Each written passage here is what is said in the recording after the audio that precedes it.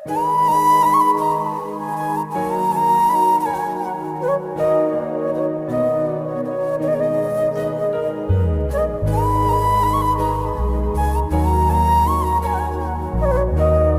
पे हम आगे जाके थोड़ा सा और बात करेंगे, परंतु अब लोकसभा आम चुनाव में ये पार्टियां फिर आपके बीच में आके आपसे झूठे मूठे वादे करेंगी। झूठे मूठे क्या, मीठे मीठे वादे करेंगी। आपको बताएंगी कि किस तरह वो आपके लिए सीटें आरक्षित करेंगी, किस तरह आपको मुफ्त में राशन देगी। परंतु इस बारी पहले आप उनसे पूछिएगा कि भाई जब पिछले 10 साल से तुम सत्ता में आसीन हो तो उसका जरा रिपोर्ट कार्ड हमें दे दो, उसके बाद हम तुम्हें बताएंगे कि वोट देना है कि नहीं। और इस बारी मैं कुछ मुद्दे आपके बीच में छोड़ के जा रहा हूं जो आप उनसे पूछ सकते हैं। साथियों, पिछले 10 साल से भाजपा केंद्र की सरकार में आसीन है और उनसे आप सिर्फ 3 मुद्दों पे बात कीजिएगा कि भाई तुमने हमारे बच्चों की शिक्षा के लिए क्या किया, उन्होंने हमारे युवा साथियों के रोजगार के लिए क्या किया और हमारे बड़े बुजुर्गों की सुरक्षा के लिए क्या किया। साथियों, मैं ये कुछ पॉइंट्स आप पे छोड़ के जा रहा हूं जो आप उनसे जरूर सवाल कीजिएगा। साथियों, शिक्षा के मामले में बीजेपी की सरकार के नाम क्या क्रेडिट आता है? हर दूसरे तीसरे महीने पेपर लीक की खबरें आती। ये है इनकी शिक्षा। पिछले ही कुछ महीनों में उत्तर प्रदेश में भाजपा की सरकार में कुछ पुलिस कांस्टेबल की पोस्ट के लिए एक एंट्रेंस एग्जाम रखा।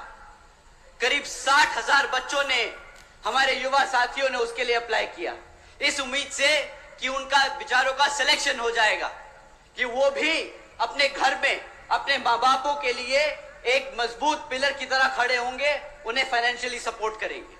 परंतु क्या होता है, कुछ दिनों बाद पता चलता है कि जी पेपर लीक हो गया और वो पेपर रद्द कर दिया गया, ना वो पोस्ट कभी भरी गई।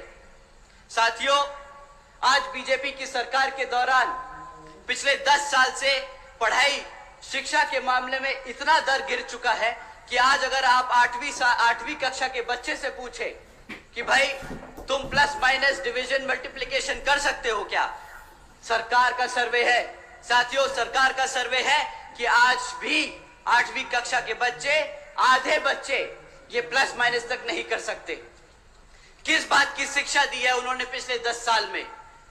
साथियों, अगर आप बोलते हैं कि इंडिया को आप वर्ल्ड में सबसे बड़ी इकोनॉमी बनाने जा रहे हैं, तो उसकी सबसे बेस फाउंडेशन एजुकेशन होती है, हमारी शिक्षा होती है। और आप अगर भारत से अमेरिका में काम लोगे, अगर आप भारत से चाइना में काम लोगे, अगर आप भारत से यूरोप से काम लोगे, तो आपकी बेसिक एजुकेशन क्या है कि आपको अंग्रेजी बोलनी आनी चाहिए? भाई आप उनसे हिंदी में तो बात नहीं करेंगे ना, आपके बच्चे अंग्रेजी में ही उनसे बात कर पाएंगे। परंतु भाजपा की पिछले 10 साल की सरकार में शिक्षा का इतना बुरा हाल हो चुका है कि आज हमारे बच्चे अंग्रेजी का एक सेंटेंस नहीं बोल पाते। और ये मैं अपने मन से नहीं, सरकार के सर्वे और डेटा रिकॉर्ड से बोल रहा हूं। तो पूछिए भाजपा की सरकार से कि ना तुम पेपर पूरे करा पाए, ना तुम हमारे बच्चों को प्लस माइनस सिखा पाए, ना तुम उन्हें इंग्लिश बोलना सिखा पाए, तो किस बात की तुमने हमारे बच्चों को शिक्षा दी? उन्होंने आपके साथ, आपके भविष्य के साथ खिलवाड़ किया है। साथियों, ये बात शिक्षा के साथ साथ आपके भविष्य का है।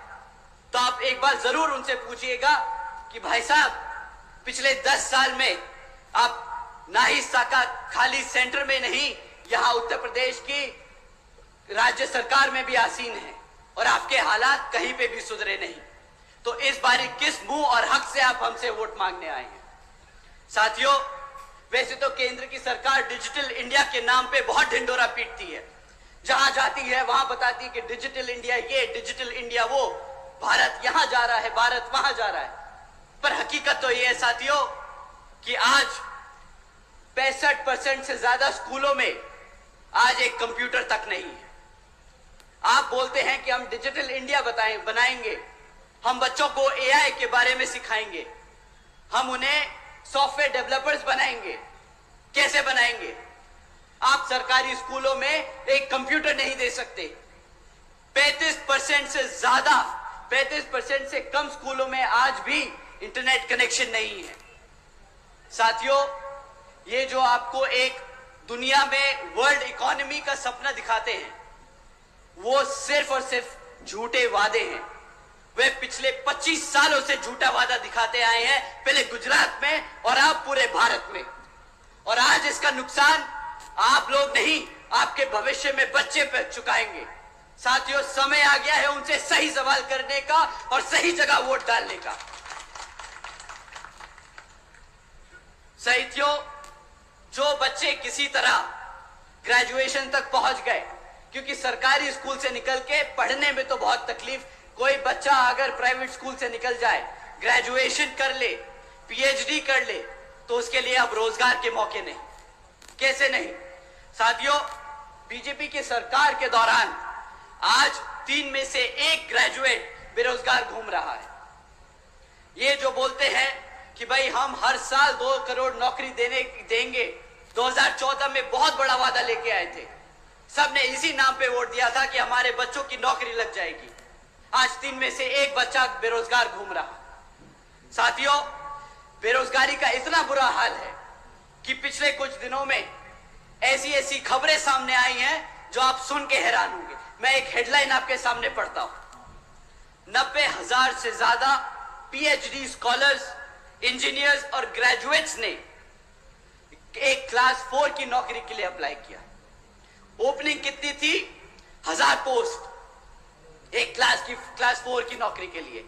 पीएचडी स्कॉलर्स अप्लाई कर रहे हैं, ग्रेजुएट्स अप्लाई कर रहे हैं। उन्होंने ऐसी स्कीम चलाई मुफ्त में राशन देने की कि आज 80 करोड़ लोग भारत के वो स्कीम के अंदर उसका फायदा उठा रहे हैं। साथियों, केंद्र की भाजपा सरकार जो बड़े चौड़कर बोलती है कि मित्रों, आज बीजेपी की सरकार ने 80 करोड़ से ज्यादा देशवासियों को मुफ्त में राशन देने का काम किया है, परंतु ये कोई इनसे पूछे कि भाई जो 80 करोड़ लोगों को तुमने मुफ्त में राशन देने का काम किया, इसमें इतना चौड़ने की क्या बात है? वो मुफ्त में राशन इसलिए तुमसे ले रहे हैं क्योंकि तुमने उन्हें रोजगार नहीं दिया है। पिछले कई सालों से तुम 2 करोड़ नौकरियों का वादा करते रहे और बताते रहे कि कितनी नौकरियां हैं। अगर नौकरियां होती तो क्या 80 करोड़ में से लोग भारत के आपके मुफ्त राशन पे डिपेंडेंट होते क्या? बताइए साथियों। और सबसे बड़ा धोखा, इस 80 करोड़ जनता को मुफ्त में राशन देने का हमारे टैक्स पेयर पे 2 लाख करोड़ का टैक्स बर्डन पड़ता है। ये खर्चा आपके टैक्स के पैसे से दिया जाता है। अब एक बात सोचिए, 2 लाख रुपए ये केंद्र की सरकार 2,500 रुपए 3,000 रुपए महीना राशन देने में खर्चती है। अगर ये आपको 20,000 रुपए की बेस नौकरी दे देती तो आज भारत की तरक्की 2 लाख के खर्चे से नहीं 20 लाख करोड़ के फायदे से होती। इन्होंने सही मायने में 2.5 लाख करोड़ का चूना नहीं लगाया अपनी जनता को, इन्होंने 20 लाख करोड़ का नुकसान किया है अपनी आवाम का। साथियों, सुरक्षा के मामले में इनके ऊपर कोई टिप्पणी ना ही करे तो अच्छा है। मैं इनके बस एक नोटिस के बारे में आपको बताता हूं, वो आपको इनकी सेफ्टी सिक्योरिटी के बारे में सही तरीके से समझा देगा। यहां के मुख्यमंत्री जी एक दिन नोटिस जारी करते हैं कि आज से लड़कियों को शाम को 8 बजे के बाद से प्राइवेट इंस्टीट्यूट्स में क्लासेस लेना मना है। क्यों? क्योंकि वो अपने बच्चियों की सुरक्षा नहीं कर सकते। अब साथियों, जो ऐसी गाइडलाइंस पॉलिसीज इशू करे, उसके राज्य में, उसके रहते हुए इस प्रदेश में कौन सी बेटी सुरक्षित होगी? आप अगर अपने बेटी बच्चों को सुरक्षित नहीं रख सकते तो आप क्या हमारे बड़े बुजुर्गों को सुरक्षित रखेंगे? साथियों, ये लोग गर्व करते हैं, इनको बहुत अच्छा लगता है जब इनको लोग बोलते हैं कि ये बुलडोजर की सरकार है। इन मूर्खों को पूछो कि अगर बुलडोजर की सरकार से चीजें टूटती हैं तो तुम्हें वहां सत्ता में बिठाने का काम इस जनता ने जो किया था, यहाँ पे इस प्रदेश को बनाने के लिए किया था, ना कि तोड़ने के लिए। इन लोगों में इतनी भी समझ नहीं कि बुलडोजर का सरकार का किताब लेके गर्व की बात नहीं, ये शर्मिंदगी की बात है कि जो तुम पे ये पूरी आवाम ये आरोप लगा रही है कि तुम बुलडोजर की सरकार हो। साथियों, इनकी फाइनेंशियल विजडम, इनकी अंडरस्टैंडिंग ऑफ फाइनेंशियल नॉलेज, ये कितने अच्छे हैं भारत के व्यापार में, ये मैं आपको एक और स्टेटस, एक फैक्ट के बारे में एक फैक्ट बताता हूं और उससे ज्यादा मैं उस पर कुछ नहीं कहूंगा। साथियों, जब केंद्र की सरकार में भाजपा आसीन हुई थी तो केंद्र की सरकार पे 58,60,000 करोड़ का कर्जा था। आज 2024 में ये 58,60,000 करोड़ का कर्जा बढ़कर आज 152 लाख करोड़ हो चुका है। इतनी ही अच्छी इनकी फाइनेंशियल नॉलेज है, इतना ही अच्छा इनका बिजनेस सेंस है। ये इंडिया को भारत देश में एक लार्जेस्ट $5 ट्रिलियन इकोनॉमी की बात करते हैं। अगर कर्जे पे चौड़ना है तो भाई साहब, हमें ऐसी सरकार और ऐसा चौड़ नहीं चाहिए। हम चाहते हैं कि हमारे बच्चे को रोजगार मिले, हम चाहते हैं कि हमारा बच्चा हमारे घर में पैसा लेके आए और बोले कि मां, तेरे को बाहर सरकार के फ्री खाने राशन की स्कीम पे जरूरत नहीं है, मैं तेरे लिए कमा सकता हूं। इन्होंने साथियों हर स्तर पे आपके साथ धोखा किया है और अब आपका समय आ गया है इनसे सवाल करने का कि भाई किस तरीके से तुम सरकार चलाते आए हो। अब समय आ गया है इनको इनकी हरकतों के लिए अकाउंटेबल होल्ड करने का। साथियों, ये लोग पिछले 10 साल से आपके साथ हैं, ये 10 साल से आप पे राज करते आए हैं और आज भी जब ये आपके बीच में आएंगे तो अगले 15 साल का सपना दिखाएंगे। ये अपना पिछले 10 साल का रिपोर्ट कार्ड नहीं देंगे आपको। साथियों, मैं बहन जी का गवर्नेंस मॉडल आपके सामने रखता हूं। हम 2007 में सत्ता में आए थे और हम 2012 तक सत्ता में थे, पर आज भी बहन जी के ऊपर से गाइडलाइंस है कि आप आगे आने वाले 5 साल के लिए क्या करेंगे वो नहीं बताएंगे। आपने पिछले 5 साल में क्या किया आप वो बताएंगे। जनता को पता होना चाहिए कि आपकी कार्यशैली कितनी मजबूत है, वो आपके भरोसे पे वोट दे, आपके काम पे वोट दे। तो साथियों, मैं आपके सामने बहन जी के कुछ काम आपके सामने रखता हूं और आप ही डिसाइड करना कि आपके लिए, आपके बच्चों के लिए सही नेता कौन है। बहन जी के गवर्नेंस मॉडल के तहत साथियों, बसपा की सरकार ने महामाया गरीब बालिका आशीर्वाद योजना चलाई थी, जिसके तहत 3,25,000 बच्चियों को 1-1 लाख रुपए देने का बहन जी ने काम किया था। साथियों, बहन जी ने अपनी सरकार में 3,250 करोड़ रुपए अपनी बच्चियों को 1-1 लाख रुपए देने का काम किया जब वो पैदा हुई, ताकि जब वो 18 साल की हो तो उनको अपने माँ बाप या अपने किसी भाई बहन पे डिपेंड ना होना पड़े, वो अपने पैरों पर खड़ी हो सके। देश में पहली बार पैदा होते ही बच्ची 1 लाखपति बनी थी बहन जी के शासनकाल में। साथियों, बहन जी के गवर्नेंस मॉडल के तहत बीएसपी की सरकार ने सावित्रीबाई फूले बालिका शिक्षा योजना चलाई थी, जिसके तहत 7 लाख से ज्यादा बच्चियों को 12वीं तक की शिक्षा फ्री में प्राप्त कराई गई। यहाँ पे बहन जी ने फ्री में राशन नहीं बांटा, यहाँ पे बहन जी ने फ्री में शिक्षा बांटी है। आप सब जानते होंगे बाबा साहब क्या कहते थे। बाबा साहब कहते थे, अगर कोई शिक्षा प्राप्त कर ले, शिक्षा क्या होती है? शिक्षा शेरनी का दूध होता है, जो एक बार पी ले तो सिर्फ दहाड़ता है और दहाड़ता ही रहता है। बहन जी ने अपने प्रदेश में हर एक बच्ची को एक शेरनी बनाने का काम किया। साथियों, इस स्कीम के दौरान बहन जी ने अपनी बच्चियों के लिए 600 करोड़ रुपए खर्चे थे। हमने कभी इधर उधर पैसा नहीं उड़ाया। बहन जी ने हमेशा बहुत टारगेटेड, बहुत सटीक तरीके से सही जगह वो पैसे का इस्तेमाल किया, ताकि आने वाली जनरेशन किसी के सामने हाथ ना फैलाए।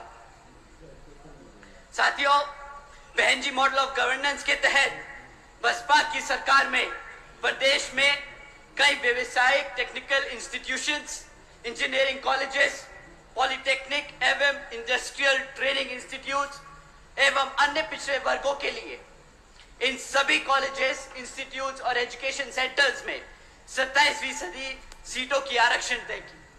साथ ही साथ इसमें पहली बार सरकारी कॉलेजेस में पिछड़े वर्ग के लिए 27% आरक्षण हॉस्टल्स में तय किया। साथियों, बहन जी ने हर वर्ग का ध्यान रखा। वो चाहती थी कि हर बच्चा पढ़े, हर समाज, हर वर्ग का बच्चा पढ़े। किसी के लिए पढ़ाई के लिए पैसा एक मुश्किल ना बन पाए।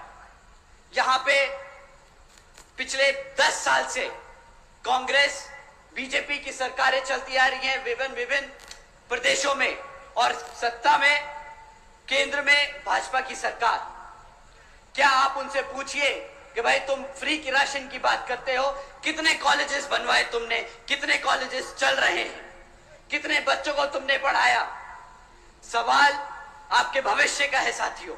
आपके आज वोट डालने से आपके बच्चों का भविष्य बदलेगा। आप लोगों ने अपना जीवन जी लिया है, आज आपके बच्चों के लिए आपको लड़ना होगा। साथियों, बहन जी के मॉडल ऑफ गवर्नेंस के तहत बसपा की सरकार ने सरकारी नौकरियों के साथ साथ देश में पहली बार सरकारी ठेकों में भी आरक्षण की व्यवस्था तय की। हमारे लोग, पिछड़े वर्ग के लोग, बहुजन लोग खाली सरकारी नौकरियों में आगे नहीं बढ़ेंगे, वो प्राइवेट सेक्टर में भी आगे बढ़ेंगे।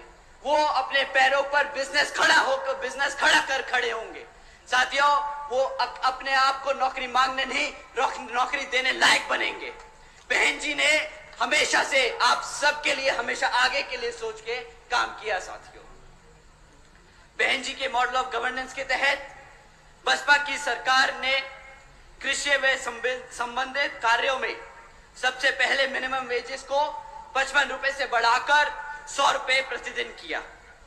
साथियों, साथ ही साथ अन्य पिछड़े वर्गों के लोगों की क्रीमी लेयर की वार्षिक आय 3 लाख रुपए से बढ़ाकर 5 लाख रुपए कर दी, ताकि उन सभी लोगों को फाइनेंशियली लाभ हो सके।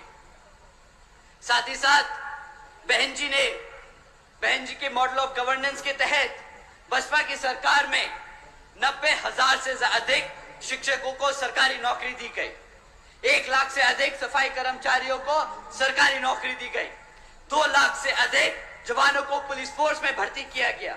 और साथियों, अपने 5.5 साल के शासनकाल में 6 लाख से अधिक अपर कास्ट समाज के सभी कमजोर लोगों को विभिन्न सरकारी नौकरियों पे, पदों पे नियुक्त किया गया। और साथियों, आप जानकर हैरान होंगे, ये सारे काम बहन जी ने तब किए जब पूरी दुनिया आर्थिक मंदी के दौर से गुजर रही थी। इसे कहते हैं फाइनेंशियल इंस्टीट्यूशन, फाइनेंशियल नॉलेज की एक सेंसिबल तरीके से गवर्नमेंट रन करना। साथियों, बहन जी ने कभी सरकारी खर्चे से अपनी सरकारी नीतियों को चमकाने का काम नहीं किया। जो आप सब जानते हैं, भाजपा बखूबी जानती है। 100 करोड़ सैंक्शन करेगी पॉलिसी के लिए, उसमें से 75 करोड़ रुपए उसको एडवर्टाइज करने के लिए खर्च देगी। बहन जी ने कभी ऐसे काम नहीं किए। उन्होंने आपके टैक्स के कमाए हुए पैसे को बखूबी समझा कि वो कितनी मेहनत से कमाया जाता है, और सब जगह वो बांटने का काम किया, क्योंकि वो हमेशा से चाहती हैं कि बाबा साहब और मान्यवर साहब श्री काशीराम जी के सपनों को वो इस प्रदेश में नहीं बल्कि पूरे देश में लागू करके उनके सपने को पूरा कर सके। साथियों, मैं दिल से ही नहीं बल्कि दिमाग से भी आपसे बोलूंगा कि काम ले इस बारी। दिल से आदमी भावुक होके बोलता है, भावुक होके एक्शन लेता है। कभी लगता है कि यार मेरे समाज के, मेरे परिवार के, मेरे दोस्त यार के यहाँ घटना हुई तो मैं भी उसके साथ जाके खड़ा हो जाऊं, मैं भी आंदोलन करूं, मैं भी पुलिस से झगड़ूं, मैं भी एसपी और डीएम से लड़ूं कि उसको न्याय मिलना चाहिए। साथियों, ये भी तरीका होता है, बट ये कभी बीएसपी का तरीका नहीं रहा। कभी भी बीएसपी के लोग सड़क पे उतरकर किसी से लड़ाई झगड़ा नहीं करेंगे। हमारे लोगों ने हमेशा सूझबूझ और दिमाग से काम लिया। बहन जी ने हमेशा समझाया कि साथियों, सड़क पे उतरकर झगड़ा कर कर आपको आपके लोगों के लिए न्याय नहीं मिलेगा। आपको अपने समाज के लोगों के बारे में और अपने समाज को जागरूक करके वोट डाल के अपने लोगों को तख्ता में बिठाकर उन लोगों के लिए न्याय मिलेगा।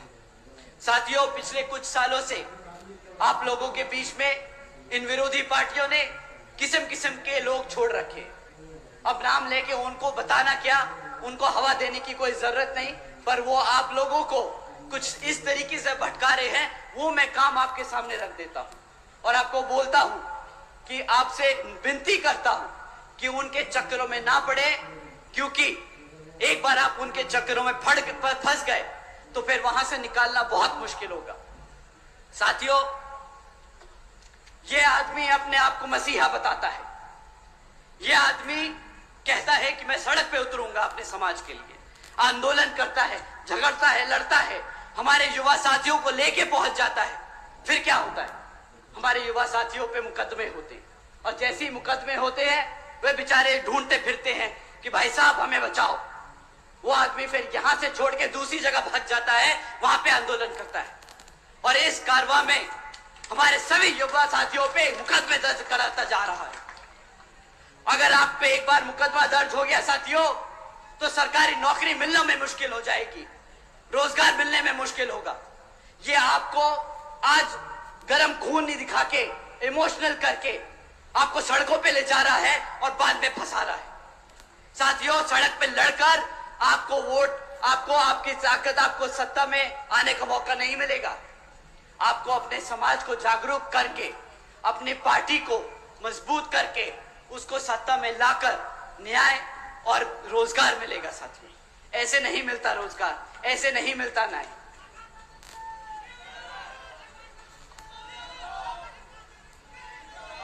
साथियों, अभी पिछले कुछ दिनों में इस व्यक्ति ने अपनी पूरी जी जान लगा दी कि वो इंडिया अलायंस में घुस जाए। किसी तरह अगर इंडिया अलायंस में घुस गए तो भाई अपनी एक सीट निकाल लेंगे। बेचारा घबराता है कि अपने आप लड़ना पड़ जाए तो जमानत जब्त हो जाएगी। परंतु साथियों, बेचारे की किस्मत इतनी खराब कि इंडिया अलायंस में होके भी बेचारा बेघर घूम रहा है। पूछ रहा है कि साला कोई एक सीट तो दे दे भाई। अब अपनी खुद की पार्टी से लड़ना पड़ रहा है। भाई साहब, आजकल जीतने के लिए क्या क्या नहीं कह रहे कि भाई बसपा का प्रत्याशी बहुत कमजोर है, वो लड़ नहीं पाएगा। हमारे प्रत्याशी जी से मैं एक बार रिक्वेस्ट करूंगा कि जरा सामने आए। आइए आप सर। अब बताइए साथियों, अगर हमारे प्रत्याशी आपको कमजोर लग रहे हैं, अगर आपको हमारे प्रत्याशी किसी भी तौर तरीके से लग रहे हैं कि वो आपके बीच में खड़े होकर आपके हकों के लिए नहीं लड़ सकते, तो साथियों आप यहां पे अपने हाथ ना उठाएं।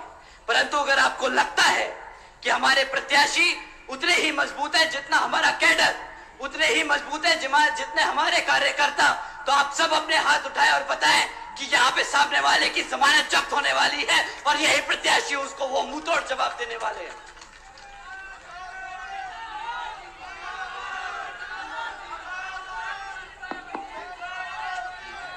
सुरेंद्र पाल, तुम आगे बढ़ो। सुरेंद्र पाल जी आगे बढ़ो। सुरेंद्र पाल जी आगे बढ़ो। साथियों, वो ऐसी ऐसी बेतुकी बातें करता है कि अब उसकी और बातें करेंगे तो हमारी बेइज्जती हो जाएगी। तो अब हम इससे आगे बढ़ते हैं। साथियों, जैसा कि आप जानते हैं कि अब लोकसभा आम चुनाव हो रहे हैं, तो ये किसी भी तरीके के हथकंडे अपनाएंगे, झूठी अफवाह फैलाएंगे। ये बेचारे नीला पटका पहन के आएंगे। अगर उनका नीला पटका फेल हो जाए तो पार्टी का नाम भी बदल लेंगे, हमारे संस्थापक का नाम रख लेंगे।